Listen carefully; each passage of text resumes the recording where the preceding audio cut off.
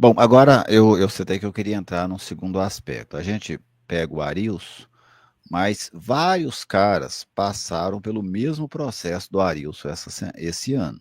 Tivemos o Arilson, tivemos o Ralf, tivemos em menor escala o Todinho, tivemos o Poveda, tivemos o Formiga, tivemos o Marcondes eu não conto, o Marcondes já são 2 anos seguidos nessa mesma ideia. Mas assim, o Vila teve muitos problemas com essa relação lesão, DM, saída do DM, né? Isso custou muito caro para as opções do Vila em cada jogo, especialmente nos jogos da Série B do Campeonato Brasileiro. Para você, Aurélio, isso é uma coincidência? Me lembro até que o Hugo me deu uma entrevista, comentou isso em uma entrevista há alguns meses, que ele falava que a maioria das lesões do Vila era por pancadas, né? Era por traumas, vamos dizer assim. Você acha que isso é uma coincidência? O Vila deu azar, vamos dizer assim, num jargão popular?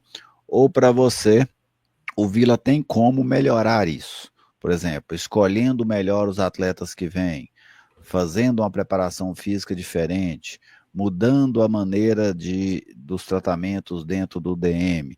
É algo que o Vila tem como interferir? Ou foi somente uma temporada de muito azar, que o Vila perdeu vários jogadores em várias rodadas, por questões que acontecem mesmo, por coincidências negativas? Shirley, eu vou analisar acho que os cinco principais jogadores que mais ficaram no DM esse ano. O primeiro foi o Urso, porque ele teve uma lesão de ligamento do tendão de Aquiles. E foi numa partida, ele machucou. Então, infelizmente, a dele, vamos dizer que é uma coincidência. É o do futebol, né? Lesão do futebol. O segundo que mais ficou no DM foi o Arilson. Para mim, o Arilson, ele é um jogador que tem tendência a ter lesão. Ele tem um problema, acho que é fascite plantar, que foi o que impediu que ele jogasse no Coritiba. Ano passado ele sofreu menos com isso, e esse ano ele já sofreu mais. Aí vimos o Igor Henrique também com problemas de lesão crônicas, que já sofremos com ele ano passado, esse ano sofreu mais. Aí teve a lesão do Jean Mota, que foi uma lesão de acaso, que num treino o jogador cai em cima do pé dele e ele rompe o ligamento do tornozelo. E aí ele ficou um tempo fora. E aí, quando ele volta sem ritmo, ele já tem uma lesão muscular, que foi mais ou menos o mesmo caso do Urso. E teve o caso do Ralf, mas o Ralf, na verdade, ele ficou mais fora do Vila por opção técnica do que por lesão. Então, ele lesionou mais até por ter ficado tanto tempo sem jogar e nos jogos que ele entrou exigiu-se muito da intensidade, que é o que o técnico da época pregava. Eu acho que essa intensidade, até pela idade do Ralf, cobrou isso nas lesões musculares que ele teve. Aí eu faço uma análise de 3 pontos. Primeiro, dado o estilo do Vila jogar, que é um estilo mais de pressão, um estilo mais de briga pela bola, muitas vezes de um futebol reativo, acho até que o Luzi não vai ser tão reativo como os técnicos que passaram esse ano foram. O Vila não pode ter jogadores, é o segundo ponto, com histórico de lesão tão frequente, como o caso do Igor Henrique, como o caso do Arilson. O próprio Jean Mota, ele veio do Vitória e ele teve muitas lesões por lá, teve muitas lesões no Inter Miami. Então, o Vila não pode ter esses jogadores que lesionam muito. E aí, o terceiro ponto é que talvez o Vila tenha que achar um equilíbrio nisso. Que pode ser o Lousi que pode conseguir isso. Porque o jeito que o Vila joga permite essas situações. O Vila é um time que joga muito na pressão da marcação, ser um time muito reativo. E isso permite que o Vila tenha mais lesões. O Vila é um time que dá muito combate. Não à toa é o time que mais fez faltas na Série B, pelo que foi falado na última transmissão. Acho que o Vila é o time mais faltoso da Série B. Se eu não me engano, é o time que mais tem cartão amarelo e vermelho. Então, isso acaba permitindo com que os jogadores se lesionem muito. Então, tem que ter um equilíbrio. E se for manter essa pegada de ser um time muito mais de briga, de dividir todas as bolas, de talvez jogar menos com a bola no pé, Não dá para trabalhar com esse tipo de jogador, senão vai ter muita gente no DM em 2026 de novo.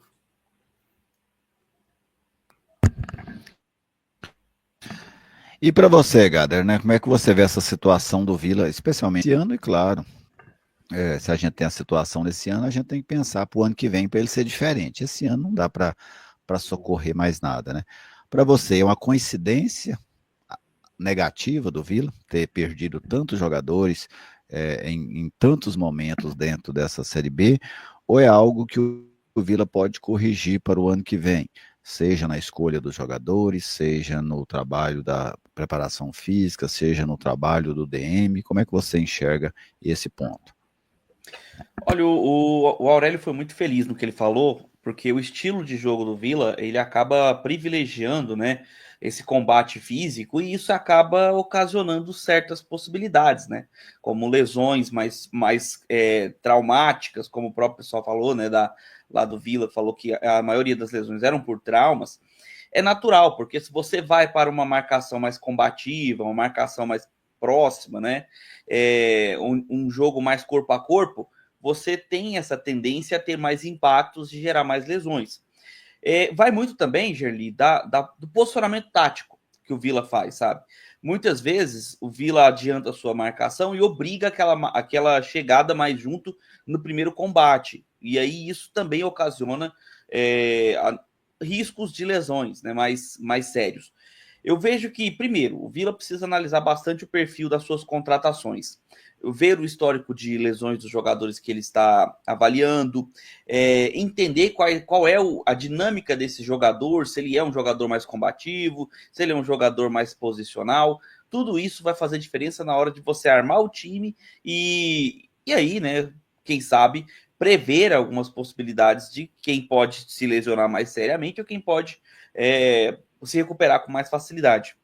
E também, Gerli, vai muito também da parte estrutural no que diz respeito ao departamento médico. Eu vejo a recuperação de alguns jogadores muito interessantes ali no Vila, em outros casos, a gente vê que muitas vezes tem uma demora, às vezes, para que ele se recupere e não tenha uma nova lesão, sabe? E aí isso é preocupante, porque muitas vezes há recorrências, né, de lesão. Então tem que ter essa avaliação com mais cuidado para evitar que o jogador tenha recorrentes lesões e acabe deixando o time, né, na mão, às vezes, em mais jogos do que o torcedor gostaria. E aí, Ana, qual o caminho para o Vila para 2026? Fica quieto, foi só um azar em 2025, parte para uma escolha diferente de jogadores para esse modelo de jogo, como o Aurélio sugeriu. Você investe mais em situações para outros departamentos, como o departamento físico e o médico, para tentar ser mais eficiente, primeiro na não lesão dos jogadores e quando ocorrer no melhor, na melhor recuperação desses jogadores, ou nada disso, né? Você tem um outro ponto de vista para a gente, por favor, a sua opinião.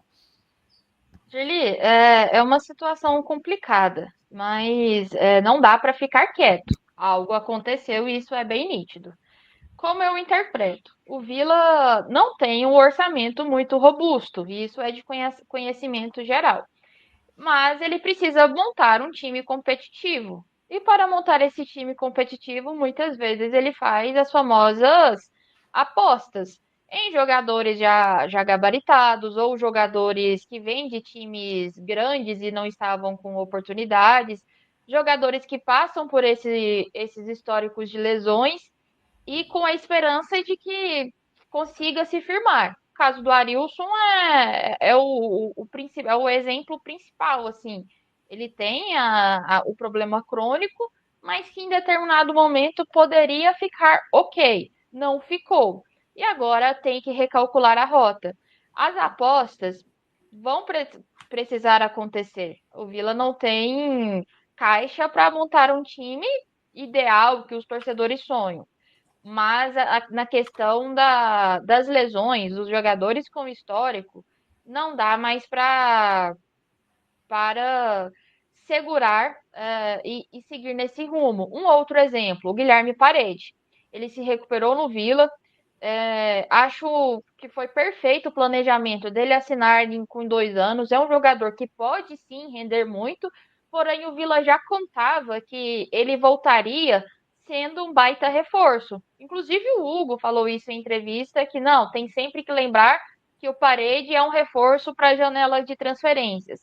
Voltando de uma cirurgia de LCA, eu não vejo o Parede sendo esse reforço que o Vila considerou. Então, são várias situações que nós vamos enxergando. Não é uma visão micro, não é algo pequeno, é todo um contexto. A falta de verba que faz ter que fazer esses investimentos, o azar, eu considero um azar, por exemplo, foi o Poveda que lesionou com o jogador caindo em cima do pé. Eu não vou. Não tenho Jean. certeza. Tem a Mota. Foi o Jean. Isso aí é um baita de um azar. Teve o Urso na melhor fase dele, que rompe o tendão de Aquiles. E aí é algo do acaso, que se não me engano foi por conta do gramado. E na véspera da partida contra a Inter de Limeira, um negócio assim. Então tem todas essas situações. Mas o Vila vai ter que fazer uma remodelagem nesse sentido na busca pelos jogadores. Até porque 2 temporadas com esse mesmo estilo vai pesar. Vai pesar para o departamento médico, vai pesar em quem assumir. Então, não acredito que o Vila vai fazer as apostas, vai continuar fazendo as apostas buscando o melhor time. Mas pelo menos esse filtro vai ter que ser passado.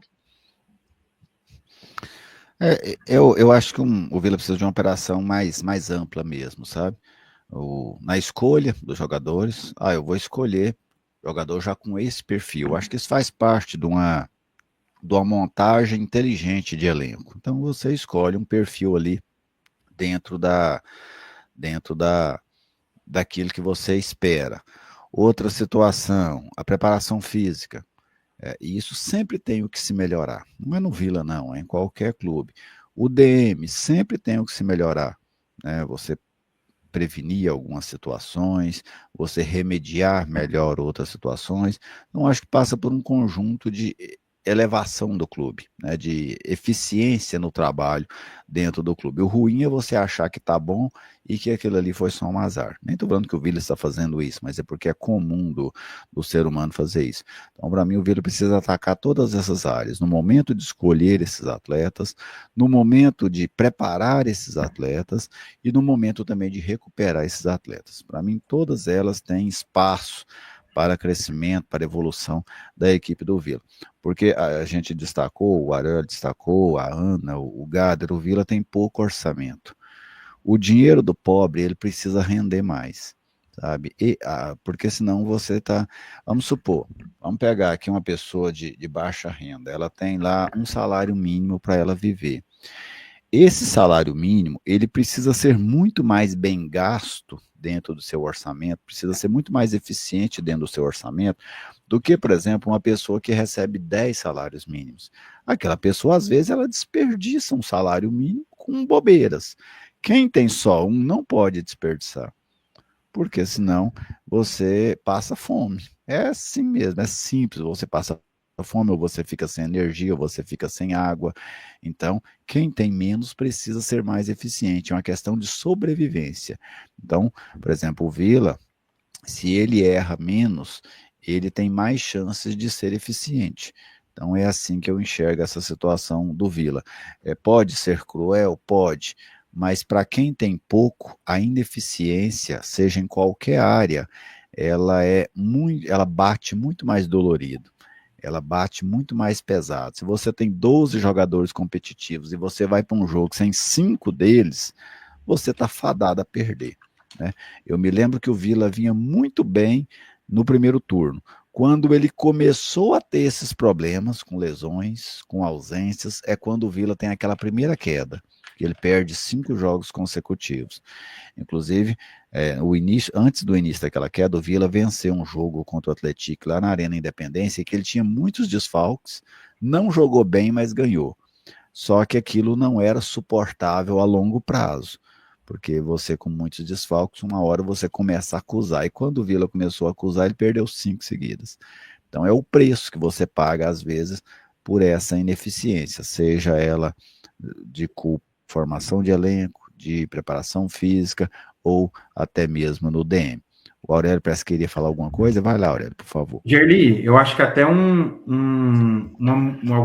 alguns ajustes que o Vila tem feito, isso já começou no ano passado, que tem sido interessantes, nem sempre vai funcionar, até porque até nessa questão que você falou de ser mais eficiente, porque tem menos, o Hugo até ele tem uma fala que é interessante. Ele fala que é muito mais difícil ser eficiente com pouco, porque você tem que arriscar com jogadores que estão em baixa e com apostas. E nem sempre dão certo. Igual aquele time de 2023 encaixou, mas foi um time muito oscilante durante o campeonato todo. Se o time talvez tivesse uma sequência melhor, não precisava ter chegado na última rodada para subir.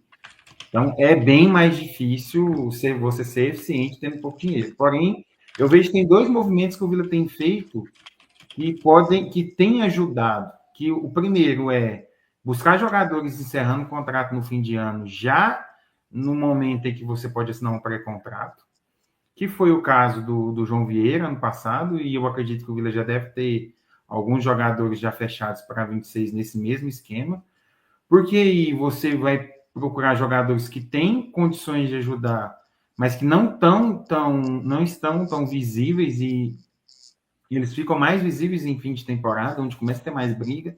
Então você já foge daquela questão de como a gente pode dizer, de leilão, né? Que acontece muito no fim de ano, nas novas contratações, e a busca por jogadores que estão destacando em lugares onde muita gente não vê, que foi o caso do Pedro Romano, que é um exemplo. O Everton também é um exemplo, o James foi um exemplo ano passado, que foram jogadores que muita gente nunca nem tinha ouvido falar, que o scout do Vila achou esses jogadores e eles conseguiram desempenhar. O Everton já é um jogador que deve render dinheiro para o Vila ano que vem. O Romano é um jogador que provavelmente tem propostas para não ficar em 2026. Outro jogador também que foi um jogador que o Vila achou, que é o Elias, que tem conversas aí de que ele talvez também não fique para 26, que provavelmente já está até vendido. Então, esses movimentos ajudam o Vila, para não ficar tão refém do terceiro movimento que o Vila mais faz, que é buscar jogadores em baixa, muitas vezes por conta de lesão, que nem sempre dá certo. Deu muito certo com o Caio Dantas, mas já não deu certo também com o Igor Henrique. O Vila, por exemplo, tivesse ficado com o Cristiano logo após ter saído do Vila, ele rompeu o ligamento, e o ligamento, quando você rompe, é uma questão que ele não rompe na hora, na maioria das vezes, é uma lesão que já está para acontecer. Então, é esse risco que o Vila vai sempre correr por ter um orçamento muito reduzido. Mas acho que esses 2 movimentos Exatamente. já são interessantes. Ela é uma relação muito complicada, né? Porque assim, é mais difícil você ser eficiente, mas você tem uma necessidade maior de ser eficiente. Então, ela é uma equação, sem dúvida, que não é fácil de se administrar. Obrigadão, Aurélio, por participar conosco mais uma vez aqui no F62 Debates.